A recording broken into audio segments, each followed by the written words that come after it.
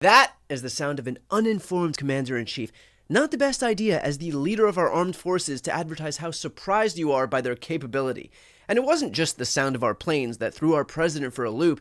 He also had some thoughts on how they look. Sometimes, stealth. They do stealth.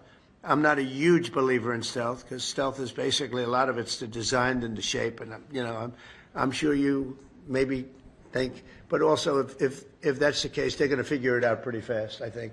So you're going to design an ugly plane for stealth reasons, and then 6 months later, they're going to figure out this, and then you're stuck with a plane. That's right. Trump hates wasting tons of cash on ugly things, unless you can wear them on your feet. But even though Trump spent an inordinate amount of time on his vapid ruminations on our nation's aircrafts, he also made sure to carve out space in his schedule to highlight his knowledge of what I'm guessing he'd call the underland wet part. We're also doing very heavy on submarines. We have a lead on submarines that I don't think, unless you have a really, really stupid group of people, including the president, I don't think anybody can catch us on submarines. We have our submarine, in particular the late model. We're 15 years advanced on the submarine. Nobody can even come close.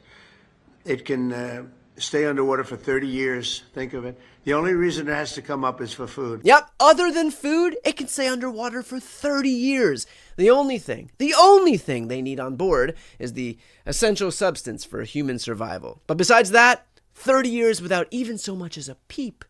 Although, I think I understand why food is a bit of a foreign concept for this guy. Groceries, they have a term grocery. It's an old term, but it means basically what you're buying, food. It's a pretty accurate term, but it's an old-fashioned sound. Why? Groceries? I haven't heard that word in years!